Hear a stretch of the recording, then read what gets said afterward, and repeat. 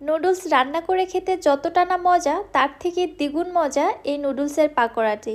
আমার তো মনে হয় অধিকাংশ মানুষেরই এই রেসিপিটি অজানা। আসসালামু আলাইকুম everyone, welcome back to my channel. আজকে আমি তৈরি করছি ক্রিসপি নুডলস পাকোড়া। আপনারা একবার এই পাকোড়াটা বানিয়ে খেলে নুডলস রান্না করে খাওয়ার কথা তো ভুলেই যাবেন। পাকোড়াটি যেমন ক্রিসপি তেমনি খেতে তো অত্যন্ত সুস্বাদু, ছোট থেকে বড় সকলেই খুবই পছন্দ করবে। চলুন রেসিপি দেখে আসি। নুডলসের পাকোড়া বানাবো, নুডলস তো লাগবেই। এজন্য আমি এখানে নিচ্ছি 4 প্যাকেট মিস্টার নুডলস। আপনারা যে কোনো নুডলস দিয়ে তৈরি করতে পারবেন। নুডলসের প্যাকেট থেকে ফার্স্টে নুডলস এবং নুডলসের মশলাগুলোকে আলাদা করে নিচ্ছি।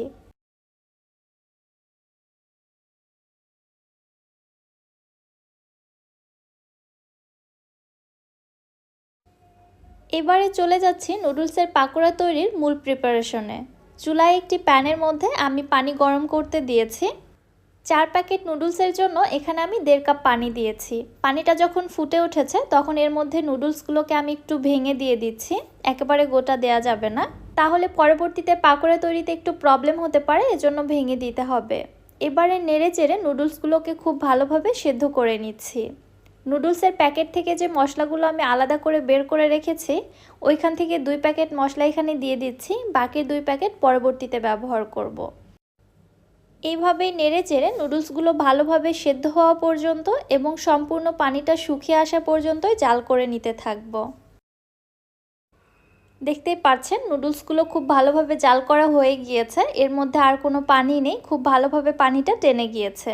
এবারে নুডলসগুলো চুলা থেকে নামিয়ে অন্য একটি পাত্রের মধ্যে ট্রান্সফার করে নিচ্ছি এবং একটু অপেক্ষা করছি এর মধ্যে থেকে অতিরিক্ত গরম ভাবটা বের হয়ে যাওয়ার জন্য।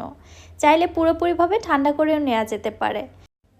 নুডলসগুলো আমি মোটামুটি ঠান্ডা করে নিয়েছি। যখন কুসুম গরম পর্যায়ে চলে আসছে তখন এর মধ্যে দিয়ে দিচ্ছি আমি 2টি ডিম। চাইলে এখানে আপনারা একটি ডিমও দিতে পারেন, তবে 2টি ডিম দিলে টেস্ট ভালো আসবে। এরপরে দিয়ে দিচ্ছি এখানে বড় সাইজের 2টি পেঁয়াজ কুচি, হাফ চা চামচ শুকনা মরিচের গুঁড়া, হাফ চা চামচ হলুদের গুঁড়া, হাফ চা চামচ দিয়ে দিচ্ছি ভাজা জিরার গুঁড়া, 3 থেকে 4টি দিয়ে দিচ্ছি কাঁচামরিচ কুচি, 1/4 টিস্পুন দিয়ে দিচ্ছি লবণ, হাফ কাপ ধনিয়া পাতা কুচি এবং সবশেষে দিয়ে দিচ্ছি এখানে হাফ কাপ কর্নফ্লাওয়ার। কর্নফ্লাওয়ারের পরিবর্তে আপনারা এখানে চালের গুঁড়াটাও ব্যবহার করতে পারেন, তবে চালের গুঁড়ার পরিবর্তে কর্নফ্লাওয়ারটা দিলে বেশি বেটার হবে, পাকোড়াগুলো অনেক বেশি ক্রিস্পি হবে। চালের গুঁড়া দিয়েও ক্রিস্পি হবে, তবে কর্নফ্লাওয়ার দিয়ে বেশি ক্রিস্পি হয়। এবার আমি আলতো হাতে নেড়ে চেড়ে সব কিছু খুব ভালোভাবে মিক্সড করে নিচ্ছি।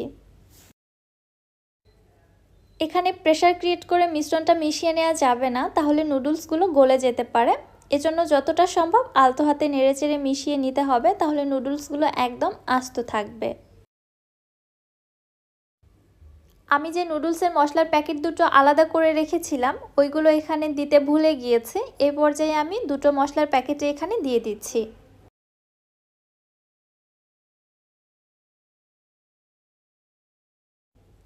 আবারও একটু আলতো হাতে এই মশলাগুলো মিশ্রণের সঙ্গে ভালোভাবে মিশিয়ে নিচ্ছি।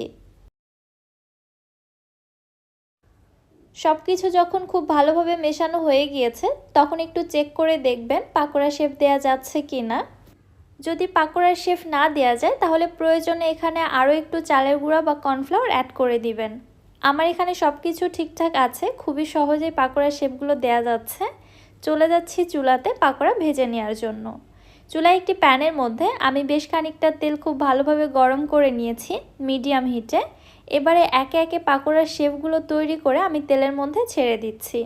তেলটা ঠিক কেমন গরম দেখুন, পাকোড়াগুলো দেওয়ার সঙ্গে সঙ্গে কিন্তু খুব বেশি বুদবুদ ক্রিয়েট হচ্ছে না, খুব ধীরে ধীরে ক্রিয়েট হচ্ছে। তেলটা অতিরিক্ত বেশি গরম করা যাবে না, তাহলে পাকোড়ার মধ্যে খুব দ্রুত কালার চলে আসবে, সেক্ষেত্রে পাকোড়াগুলো ভালো ক্রিস্পি হবে না।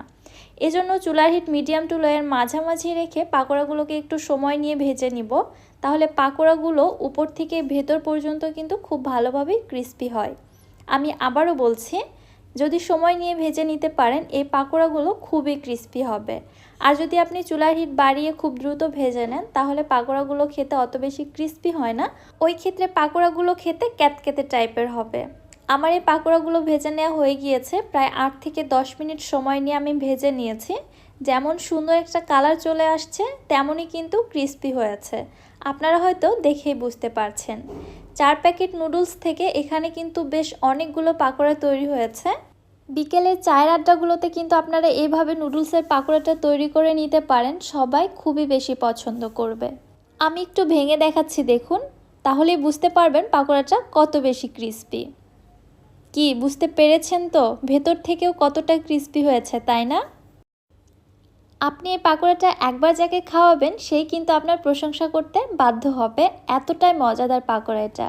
আশা করছি রেসিপিটি আপনাদের কাছে অনেক বেশি ভালো লেগেছে। রেসিপি কেমন লাগলো অবশ্যই আমাকে কমেন্ট করে জানাবেন। রেসিপি ভালো লাগলে যারা আমার ইউটিউব চ্যানেল থেকে ভিডিওটি দেখছেন, চ্যানেলটি সাবস্ক্রাইব করে পাশে থাকা বেল আইকনটিতে ক্লিক করে রাখবেন পরবর্তী ভিডিওর নোটিফিকেশন সবার আগে পাওয়ার জন্য। এবং যারা ফেসবুক পেজ থেকে দেখছেন, পেজটিতে একটি লাইক অথবা ফলো দিয়ে দিবেন। আজকের মতো বিদায় নিচ্ছি। আল্লাহ হাফেজ।